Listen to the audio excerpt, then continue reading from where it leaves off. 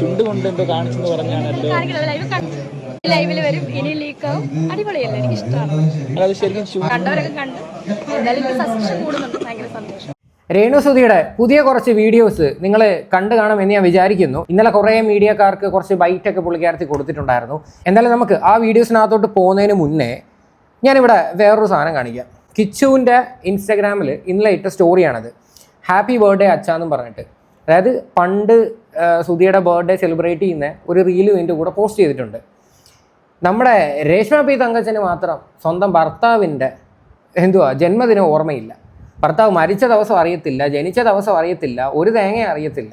എന്നിട്ട് പറഞ്ഞുകൊണ്ട് നടക്കുന്നതോ എൻ്റെ സൂചിച്ചേട്ടന് വേണ്ടിയിട്ടാണ് എല്ലാം എന്നാണ് പറഞ്ഞുകൊണ്ട് നടക്കുന്നത്. കഷ്ടം തോന്നുന്നു. എന്തായാലും പുള്ളിക്കാരത്തിയുടെ ഇതിൻ്റെ ഒരു എക്സ്പ്ലനേഷനൊക്കെ ഉണ്ട്, അത് ഞാനിവിടെ വയ്ക്കാം. അതെ ചേച്ചി, ഞാൻ ആഘോഷിക്കുവാണ് സുധിച്ചേട്ടൻ്റെ ബർത്ത്ഡേ. കാരണം ഞാനല്ലേ നിയമപരമായിട്ടുള്ള ഒരേ ഒരു ഭാര്യ സുധിച്ചേട്ടൻ്റെ ഈ ഭൂമിയിൽ. ഇവർ പറഞ്ഞ സാധനം കേട്ടോ, നിയമപരമായിട്ടുള്ള ഒരു ഭാര്യ ഞാൻ തന്നെയല്ലേന്ന്. അപ്പം ഇവർക്ക് തന്നെ വിശ്വാസമല്ലേ ഇവർ സുധിയുടെ ഭാര്യയാണ് എന്ന്. ഇവിടെ അവകാശം പറഞ്ഞ് വേറെ ആരും വന്നിട്ടൊന്നുമില്ല. അന്ന് മറ്റേ വേറെ ഒരു വ്യക്തി വന്നിട്ടുണ്ടായിരുന്നല്ലോ സുധിയുടെ ഭാര്യയാണെന്നും പറഞ്ഞിട്ട്. പിന്നെ അവർ ഡിവോഴ്സ് അതിൻ്റെ കാര്യങ്ങളെല്ലാം ഓൾറെഡി പറഞ്ഞതുമാണ്. അപ്പം ഇവർ തന്നെ വീണ്ടും പറയുവാണ് ഞാനാണ് നിയമപരമായിട്ടുള്ള ഭാര്യയാണ്. സുധി നിലവിൽ എത്ര പേരെ ലീഗലി കല്യാണം കഴിച്ചിട്ടുണ്ട്, അല്ലെങ്കിൽ എത്ര പേരെ ലീഗലി കല്യാണം കഴിച്ചിട്ടില്ല, ഇതൊന്നും ജനങ്ങൾക്ക് അറിയേണ്ട താല്പര്യമൊന്നുമില്ല. ഇവിടെ സ്വന്തം ഭർത്താവ് ജനിച്ച ദിവസം നിങ്ങൾക്ക്, അതായത് ഭർത്താവിൻ്റെ ബർത്ത്ഡേ എന്നൊക്കെ പറഞ്ഞു കഴിഞ്ഞാൽ അത്ര പെട്ടെന്നൊന്നും ഒരു സ്ത്രീകളും മടക്കത്തില്ല, മനസ്സിലായ? പക്ഷെ നിങ്ങൾക്ക് ഓർമ്മയില്ല എന്ന് പറയുമ്പോഴത്തേക്ക് അതിന് ഇങ്ങനെയുള്ള ന്യായീകരണം എന്ന് പറഞ്ഞിട്ട് വലിയ കാര്യമൊന്നുമില്ല. ഉള്ള ഒരേ ഒരു ഭാര്യ നിയമപരമായിട്ടുള്ള. അപ്പൊ പിന്നെ ഞാൻ ആഘോഷിക്കണ്ടേ. പിന്നെ ചോദിച്ചാൽ അറിയിച്ചില്ല. ചേച്ചി ഒരു കാര്യം, ചേച്ചി അങ്ങ് ചെന്ന് അറിയിച്ചു കേട്ടോ. ഇവർ കളിയാക്കുകയാണ്, അവർ മരിച്ചുപോയൊരു മനുഷ്യനൊക്കെ വന്നിരുന്ന കളിയാക്കുകയാണ് അവർ. ആ മനസ്സിൽ പറഞ്ഞ ഡയലോഗ് ഉണ്ടല്ലേ, ഞാൻ അറിയിച്ചില്ല, എന്തായാലും ചേച്ചി അങ്ങ് പോയി അറിയിച്ചോളാനായിട്ട്. എവിടെ പരലോകത്ത് പോയി അറിയിപ്പിക്കാനോ? യാതൊരു ബോധവും വിവരവും ഇല്ലാത്ത ഒരു സ്ത്രീ. ഇവരെ ഇതിൽ കൂടുതലൊന്നും നമുക്ക് വിളിക്കാനായിട്ട് പറ്റത്തില്ല. ഒന്ന് ആലോചിച്ച് നോക്ക്, ആ മനുഷ്യനെയും ആ മനുഷ്യൻ്റെ കുടുംബത്തെയും കൂടി ഇവർ നാണം കെടുത്തുന്ന പരിപാടികളാണ് ഇവർ കാണിക്കുന്നത്. ഇനി കുറച്ച് ദിവസങ്ങൾക്ക് മുന്നേ കിച്ചുവിൻ്റെ ഒരു കമൻറ്റ് ഞാൻ കാണിക്കാം. ഇവർ പറഞ്ഞിരിക്കുന്ന ഒരു ഇൻസ്റ്റാഗ്രാമിൽ ഏതോ ഒരു ചാനൽ ഇട്ടൊരു വീഡിയോ ആണ്. അതിൻ്റെ താഴെ കിച്ചു ഒരു കമൻറ്റ് ഇട്ടിട്ടുണ്ടായിരുന്നു. 10 പേര്. ഒരു 10 പേര് കണ്ടതിൽ എത്ര പേര് പ്രപ്പോസ് ചെയ്യും? 10 പേര് കണ്ടതിൽ എത്ര പേര് പ്രപ്പോസ് ചെയ്യും? 10 പേര്. രേണുവിനെ 10 പേര് കണ്ടു കഴിഞ്ഞാൽ എത്ര പേര് പ്രപ്പോസ് ചെയ്യുമെന്ന്. അതിൻ്റെ താഴെ കിച്ചു ഇട്ടേക്കുന്ന ഒരു റിപ്ലൈ ഉണ്ടില്ലേ, ജാൻമണി ഇങ്ങനെ തല കറക്കുന്ന ആ ഒരു സംഭവം. കിച്ചുവിനെ അറിയാം, ഇവരുടെ പ്രവൃത്തിയും ഇവരുടെ കാണിക്കുന്ന പരിപാടികളും നല്ല വൃത്തിക്ക് ആ പയ്യനറിയാം. അവൻ സത്യം പറഞ്ഞാൽ അവനെയാണ് നിങ്ങൾ ഏറ്റവും കൂടുതൽ റെസ്പെക്റ്റ് ചെയ്യേണ്ടത്. അവൻ വന്ന് വാ തുറക്കാതിരിക്കുന്നേ ഉണ്ടല്ലോ, അത് അവൻ്റെ മര്യാദയാണ്. അപ്പം ഇപ്പോഴും താങ്ങി പിടിച്ചുകൊണ്ട് നടക്കുന്ന ആൾക്കാരൊക്കെ ഇതൊന്ന് കണ്ടു കഴിഞ്ഞാൽ വളരെ നന്നായിരിക്കും. എന്നിട്ട് വന്നിരുന്ന ഡയലോഗ് പറയുന്നതാണ് സഹിക്കാൻ പറ്റാത്തത്. എൻ്റെ മകനാണ്, എൻ്റെ മൂത്ത മകനാണ്. എന്നാൽ മൂത്ത മകനെ പറ്റി പറയുന്ന തോന്നിവാസങ്ങളെല്ലാം എടുത്ത് വെച്ച് ഷെയർ ചെയ്യുകയും ചെയ്യും, അതിൻ്റെ താഴെ പോയി കമൻറ്റ് ഇടുകയും ചെയ്യും. ഇനി നമുക്ക് ഇന്നലെ കൊടുത്തേക്കുന്ന ലേറ്റസ്റ്റ് ഇന്റർവ്യൂസ് കാണാം. കല്യാണത്തിന്റെ കാര്യം പറഞ്ഞില്ലേ, അപ്പോൾ പ്രായം ഒരു പ്രശ്നമല്ലെന്നല്ലേ? അല്ലല്ല, പ്രശ്നമല്ല. അപ്പോൾ 22 വയസ്സുള്ള ഒരു പയ്യനെ കല്യാണം കഴിക്കും. എനിക്കും ആ പയ്യനും ഇഷ്ടമാണ്, ഞങ്ങൾ രണ്ടും കല്യാണം കഴിക്കും. 22 അല്ല 20 വയസ്സാണല്ലോ. എനിക്ക് ഇഷ്ടമാണെങ്കിൽ അവൻ ഇഷ്ടമാണ്, ഞങ്ങൾ രണ്ടും കല്യാണം കഴിച്ചു. 21 അതല്ല 21 ആണ് ഇപ്പൊ ഏജ്. ഓക്കെ, അല്ല കല്യാണം കഴിക്കണം. അപ്പൊ 21 ആണേലും എനിക്ക് 34, ചെറുക്കന് 21 ആണേലും ഞങ്ങൾ രണ്ടും, എനിക്ക് ഇഷ്ടമാണോ അവൻ ഇഷ്ടമാണോ, ഞങ്ങൾ രണ്ടും കല്യാണം കഴിച്ചു. ഈ പ്രായത്തിൻ്റെതല്ല, നിങ്ങൾക്ക് ഇഷ്ടമാണെങ്കിൽ നിങ്ങൾ കല്യാണം കഴിച്ചോ. പക്ഷേ നിങ്ങൾ ഈ വന്നിരുന്നിട്ട് ഈ ജനങ്ങളുടെ മുന്നിൽ വന്നിരുന്ന് ഈ നാടകം കണക്കിൽ ഇനിയെങ്കിലും ഈ പരിപാടി അങ്ങ് നിർത്ത്. ഓൾറെഡി നിങ്ങൾ നാണം കെട്ടി ഈ സബ്സ്ക്രിപ്ഷൻ്റെ വിഷയത്തിൽ. പിന്നെ ഞാൻ വന്നിരുന്ന് ഞാൻ ഇത്ര വയസ്സുള്ള കിട്ടും, ഞാൻ മറ്റേത് കിട്ടും, ഞാൻ 25 വയസ്സുള്ളവനെ കിട്ടും, 18 വയസ്സുള്ളവനെ കിട്ടും. ഇതൊക്കെ നാട്ടുകാരെ ബോധിപ്പിച്ചിട്ട് കാര്യമൊന്നുമില്ല. ആൾക്കാർക്ക് ആർക്കും അറിയേണ്ട കാര്യമില്ല. കാര്യം നിങ്ങളെ ഓൾറെഡി വെറുത്ത്, ജനങ്ങൾ നിങ്ങളെ വെറുത്ത്. നിങ്ങൾ ആരെ കല്യാണം കഴിക്കണമെന്ന് നിങ്ങളുടെ പേഴ്സണൽ ചോയ്സാണ്. അതിനകത്ത് നമുക്കാർക്കും അഭിപ്രായം പറയാനുള്ള ഒരു സ്വാതന്ത്ര്യമില്ല. പക്ഷേ ഞാൻ വേറെ കുറേ കാര്യങ്ങൾ പറയാം. കുറേ നാളുകളായിട്ട് നിങ്ങൾ കാണിച്ചുകൊണ്ടിരുന്ന പരിപാടിയുണ്ട്. ഒരു മുസ്ലിം പയ്യനുമായിട്ട് നിങ്ങൾ റിലേഷൻ ആയിരുന്നു എന്ന് പറഞ്ഞു, പിന്നെ ഒരു മിലിറ്ററി ഓഫീസറിൻ്റെ പേര് കൊണ്ടുവന്നു. എന്നിട്ട് എന്തിന് ആ മരിച്ചുപോയ മനുഷ്യൻ്റെ ഫോട്ടോയുടെ മുന്നിൽ തന്നെ നിന്ന് നിങ്ങൾ തട്ടമിട്ടുകൊണ്ട് വന്ന് നിന്നിട്ട് നിങ്ങൾ കളിയാക്കി. അതായത് മുസ്ലിം പയ്യനെ സ്നേഹിക്കുന്ന സമയത്ത് മതം മാറേണ്ടി വരുമോ എന്നുള്ളൊരു സാധനം നല്ല രീതിയിൽ വൈറലായിട്ടുണ്ടായിരുന്നു. അപ്പം നിങ്ങൾ പിന്നെയും പറയുന്ന സുധി എന്ന് പറയുന്ന ഒരു മനുഷ്യനെ അപമാനിക്കുന്ന രീതിയിലുള്ള പ്രവൃത്തികളെല്ലാം നിങ്ങൾ കാണിച്ചിട്ടുണ്ട്. നിങ്ങൾ വേറെ കല്യാണം കഴിക്കുന്നുണ്ടെങ്കിൽ നിങ്ങൾ എന്തിനാണ് ആ ഒരു മനുഷ്യൻ്റെ പേര് ഇങ്ങനെ വലിച്ചിടുന്നത്? നിങ്ങൾ വേറെ കല്യാണം കഴിച്ചു പോകും. വെറുതെ അനാവശ്യമായിട്ട് ആ ഒരു മനുഷ്യൻ്റെ പേരെടുത്ത് വെച്ചിട്ട് പബ്ലിക്കിൻ്റെ മുന്നിൽ വീണ്ടും ചീത്തയാക്കേണ്ട ആവശ്യമില്ല. സബ്സ്ക്രിപ്ഷനോട് ലഭിക്കുന്ന പൈസ എന്തെങ്കിലും ചാരിറ്റി അങ്ങനെയുള്ള ചെയ്യാൻ ഉദ്ദേശിക്കുന്നുണ്ടോ? ഉറപ്പായിട്ടും ഉദ്ദേശിക്കുന്നത്. എനിക്ക് ഞാൻ സുധിച്ചേട്ടന്റെ മരണ ദിവസമാണ്, അതായത് ജൂൺ 5-ന്. ചേട്ടൻ്റെ മരണ ദിവസമൊന്നും ഓർമ്മയില്ലല്ലോ. ദുരന്ത ദിവസങ്ങളൊന്നും ഓർമ്മിക്കാൻ എനിക്ക് താല്പര്യമില്ലെന്ന് പറഞ്ഞ വ്യക്തിയാണ് സുധിച്ചേട്ടൻ്റെ ഓർമ്മ ദിവസമാണ് എന്ന്. കഴിഞ്ഞ പ്രാവശ്യത്തെ ഓർമ്മ ദിവസം നമ്മൾ കണ്ടതാണ്. ചടങ്ങൊന്നുമില്ല, ആരെയും ക്ഷണിക്കുന്നുമില്ല. കഴിഞ്ഞ പ്രാവശ്യം അലിൻ ജോസ് പെരേര എന്ന് പറയുന്ന ഒരുത്തനെ പിടിച്ച് നിർത്തിയിട്ട് അവിടെ ഡാൻസ് കളിച്ചതും അവിടെ പിന്നെ അതിൻ്റെ ഇടയിൽ ഉണ്ടായതെല്ലാം നമ്മൾ കണ്ടതാണ്. അതുകൊണ്ട് ദൈവത്തെ ഓർത്ത് ഇനി അതിനെപ്പറ്റി ഒന്ന് സംസാരിക്കല്ലേ. എന്നും കൂടെ പറയാണ്, ചടങ്ങൊന്നുമില്ല. കാരണം 3ാമത്തെ വർഷമാണ്. ചടങ്ങുമില്ല, ആരെയും ക്ഷണിക്കുന്നുമില്ല. നമ്മൾ പോയി തിരികത്തിച്ചിട്ട് പള്ളിയിൽ പ്രാർത്ഥന ഒന്നുമില്ല. നമ്മൾ മാത്രം സ്വന്തമായിട്ട് പോയി പ്രാർത്ഥിക്കും, തിരിച്ചു വരും. അന്ന് എൻ്റെ ഒരു ആഗ്രഹം നമ്മുടെ അടുത്തുള്ള ഒരു അനാഥാലയത്തിൽ കുട്ടികളുടെ ഒപ്പം പോയിരുന്ന് ഫുഡ് കഴിക്കുക എന്നാണ്. എനിക്ക് തോന്നുന്നത് അടുത്ത ദിവസം ചിലപ്പോൾ ഞാനിന്ന് പുറത്ത് പോകുമായിരിക്കും, ഒരു ചിലപ്പോൾ. അപ്പൊ അങ്ങനെ എന്തെങ്കിലും ഷൂട്ടോ എന്തെങ്കിലും പ്രോഗ്രാം ഉണ്ടെങ്കിൽ ചിലപ്പോൾ ഞാൻ കാണത്തില്ലായിരിക്കും, മക്കളെ വിടും. ഞാൻ എവിടെ ആയിരുന്നാലും സ്വിച്ചിന് വേണ്ടി ആ സമയത്ത് പ്രാർത്ഥിച്ചു. ഭർത്താവിൻ്റെ ഓർമ്മ ദിവസമൊന്നും വലിയ സംഭവമല്ലല്ലോ, അതുകൊണ്ട് ഞാൻ ചിലപ്പം കാണത്തില്ല. അപ്പം എനിക്ക് പകരം വേണേൽ വേറെ ആൾക്കാരൊക്കെ അറ്റൻഡ് ചെയ്യും. ഞാൻ ഇത്തിരി ബിസിയാണ്, ഞാൻ ബിസി ഷെഡ്യൂളുള്ള വ്യക്തിയാണെന്ന്. നാണം എന്ന് പറയുന്ന ഒരു സാധനമില്ല. ഇനിയിപ്പോൾ ഇതും ആൾക്കാർ പറയും, അവരുടെ ഇഷ്ടമല്ലേ, ഭർത്താവ് മരിച്ച്, പക്ഷെ അവരെ പറഞ്ഞ് നടക്കട്ടെ. ഭർത്താവിൻ്റെ ഓർമ്മ ദിവസമൊക്കെ ഇവർക്ക് ഇത്രയേ ഉള്ളൂ. മരിച്ച ആൾ മരിച്ച്, പക്ഷേ എനിക്ക് വേറെ കുറേ കാര്യങ്ങളുണ്ടെന്നും പറഞ്ഞിട്ട് ഇങ്ങനെ ഓടി നടക്കുന്ന പരിപാടികൾ ഉള്ള.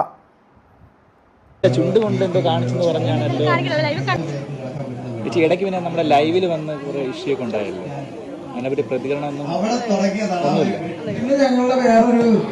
ഇനി ലൈവിൽ വരും, ഇനി ലീക്കാവും. അടിപൊളിയല്ലേ, എനിക്ക് ഇഷ്ടമാണ്. അത് ശരിക്കും ഇനി ലൈവിൽ വരും, ഇനി ലീക്കാവും, എനിക്ക് അടിപൊളിയല്ലേ, എനിക്ക് ഇഷ്ടമാണെന്ന്. ചുണ്ട് മുറിഞ്ഞതാണ് എന്ന് പറഞ്ഞ വ്യക്തിയാണ്. ചുണ്ട് മുറിഞ്ഞപ്പം നാക്കിട്ട് കറക്കിയതാണ്, അല്ലാതെ മനഃപൂർവ്വം ഞാൻ നാക്കിട്ട് അങ്ങനെ കാണിച്ചതല്ല എന്ന് പറയുന്ന വ്യക്തിയാണ് പറയുന്നത്. ഇനിയും ചിലപ്പോൾ ലൈവുകളിൽ വരും, ഇനിയും ലൈവുകൾ പലതും ലീക്കാവും. ആ ഒറ്റ ലൈവ് കാരണം എനിക്ക് നേട്ടങ്ങളെ ഉണ്ടായിട്ടുള്ളൂ എന്ന്. ഈ ലൈവ് എടുത്ത് വെച്ച് പുറത്തിട്ട ആൾക്കാരെ തെറി വിളിക്കുന്ന കുറച്ച് ആൾക്കാരുണ്ടല്ലോ, ഇവർ പറയുന്നതും കൂടി കേട്ടിട്ട് തെറി വിളിക്കുക. അതായത് ഇവർക്ക് ഭയങ്കര ഇഷ്ടമാണത്. അതായത് നമ്മളെ പോലെയുള്ള ആൾക്കാർ റിയാക്ട് ചെയ്യണം, എന്നിട്ടേ കുറേയും കൂടി ആൾക്കാർ ഇവർക്ക് സബ്സ്ക്രിപ്ഷനിലോട്ട് കയറത്തുള്ളൂ. ഇതാണ് ഇവർ ഉദ്ദേശിക്കുന്നത്.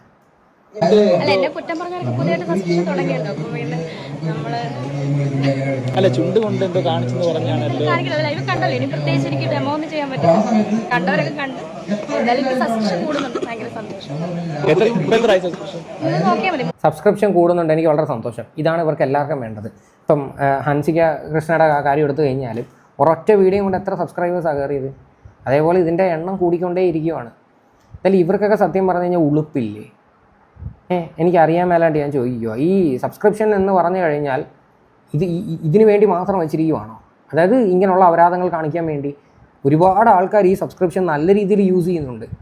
ഞാൻ അതിനെ പറ്റിയിട്ട് ഞാനൊരു വീഡിയോ ചെയ്യുന്നതായിരിക്കും. ഒരു വ്യക്തി സബ്സ്ക്രിപ്ഷൻ തുടങ്ങുന്നു എന്നും പറഞ്ഞിട്ട് ഒരു വീഡിയോ ഇട്ടിട്ടുണ്ട്. ഞാനത് ഒരു വീഡിയോ ആയിട്ട് സെപ്പറേറ്റ് ആയിട്ട് ചെയ്യാം. ചേച്ചി ഇപ്പൊ പുതിയ ആൾക്കാർ ഇങ്ങനെ ഇതിൽ വരുന്നുണ്ട്. നല്ല കാര്യമില്ല, അവരുടെ ഇഷ്ടമല്ല. എനിക്ക് എന്തായാലും അവരുടെ ലൈവ് ലിങ്ക് ആയതുകൊണ്ട് 3500 സബ്സ്ക്രിപ്ഷനും ഉണ്ട്, ഒരു രേണു സുതിയുണ്ട്. നേരം വെളുത്ത ഇത്രയും ഉളുപ്പില്ലാത്ത ഒരു വ്യക്തി നമ്മുടെ ലൈഫിൽ കണ്ടിട്ടില്ല കേട്ടോ. ഉള്ള കാര്യം പറയുന്നത്. ഇപ്പം അവരത് ഭയങ്കര ക്രെഡിറ്റ് ആയിട്ടാണ് പറയണത്. സബ്സ്ക്രൈബേഴ്സ് മൊത്തത്തിൽ കൂടിയിട്ട് ഈ പൈസ കൊണ്ടൊക്കെ എന്ത് ചെയ്യും? ഒരു BMW എടുക്കുവോ? ഞങ്ങൾക്ക് ഒരു ആഗ്രഹമുണ്ട്. ഞങ്ങളെ കേരളത്തിന്റെ തമന്നയായ രേണുസുതി BMW ഇപ്പൊ തൽക്കാലം എടുക്കുന്നില്ല. നമുക്ക് സന്തോഷം. നമുക്ക് ഇപ്പൊ ആവശ്യത്തിന് ഇങ്ങനെ ഇരുന്ന് ഒരു വണ്ടിയൊക്കെ ദൈവം തന്നിട്ടുണ്ട്. അങ്ങനെ പറയല്ലേ, കുറച്ചും കൂടെ നല്ല വണ്ടിയൊക്കെ എടുക്കുക, എന്നിട്ട് നാട്ടുകാരെയൊക്കെ ഒന്ന് കാണിക്കുക. നിങ്ങൾക്ക് അതാണല്ലോ ഇഷ്ടം. അതായത് അല്ലെങ്കിൽ പുതിയ വീടും വസ്തുവും മേടിക്കും. ഇപ്പം ദാനം തന്ന വീടെന്നൊക്കെ പറയാൻ നാണക്കേടല്ലേ. ഇപ്പം പുതിയൊരു വസ്തു മേടിച്ച് അതിൽ അത്യാവശ്യം നല്ല രീതിയിൽ വലിയൊരു വീടൊക്കെ അങ്ങ് പണിയും. താമസിയാതെ നിങ്ങൾ അതും ചെയ്യും. കാര്യം ആ വീട് അങ്ങ് കളയും. ആ വീടിൽ അവൻ അങ്ങനെ എടുത്തോട്ടെ എന്നും പറഞ്ഞിട്ട് അതും അങ്ങ് എടുത്ത് കളയും. പുതിയ വീട് വെക്കൂ. വീടൊക്കെ വെക്കാൻ നോക്കാം നമുക്ക്. സീറ്റ് ബെൽറ്റ് ഇടൂ. പ്രശ്നമൊക്കെ ഉണ്ടായിട്ടുണ്ട്. പൊക്കോട്ടെ. സൗന്ദര്യം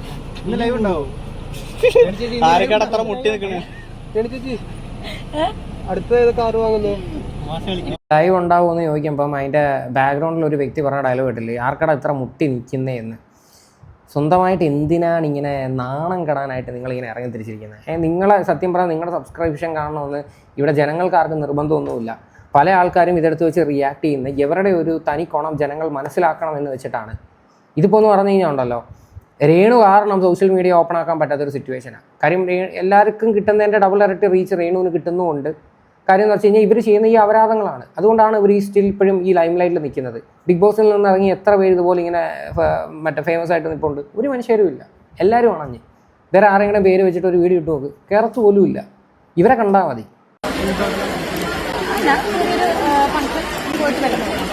തീരുമാനിച്ചിട്ടില്ല, ഒന്നും കൺഫേം ആയിട്ടില്ല. ഈ വ്ളോഗേഴ്സിന്റെ കടന്നാക്രമണത്തെ കുറിച്ചാണ് പറയുന്നത്. എന്താണ് വ്ളോഗേഴ്സിന്റെ കടന്നാക്രമണത്തെ കുറിച്ചാണ് പറയുന്നത്. അവര് കടന്നല്ല പോലെ ആക്രമിക്കുന്നതിന് ഇപ്പൊ നമ്മളെന്ത് പറയാനാ? അപ്പം അവർക്ക് നല്ല റീച്ച് ആയതുകൊണ്ടായിരിക്കും അവരിങ്ങനെ ആക്രമിക്കുന്നത്, പൈസ ഉണ്ടാക്കുന്നത്. അവര് നെഗറ്റീവ് പറയുന്നുണ്ട്. നമുക്ക് രേണുവിന് അതുകൊണ്ട് പ്രയോജനമല്ലേ ഉള്ളൂ, സബ് കൂടുന്നുണ്ടല്ലോ, അതല്ല നമുക്ക് വേണ്ടി വരും. കേട്ടല്ലോ, രേണുവിന് അതുകൊണ്ട് പ്രയോജനമല്ല ഉള്ളൂ, സബ്സ്ക്രിപ്ഷൻ കൂടുന്നല്ലോ.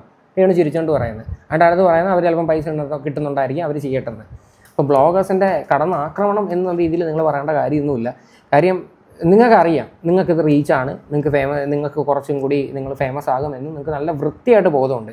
അപ്പം നിങ്ങളെ താങ്ങി പിടിക്കുന്ന ആൾക്കാരാണ് ശരിക്കും പറഞ്ഞാൽ ഏറ്റവും വലിയ മണ്ടന്മാർ. അത് ഇനിയെങ്കിലും മനസ്സിലാക്കിയാൽ വളരെ നന്നായിരിക്കും. കാര്യം ഞങ്ങളൊക്കെ ഉപദേശിച്ച് കഴിഞ്ഞാൽ നിങ്ങൾ നന്നാവാൻ പോകുന്നില്ല.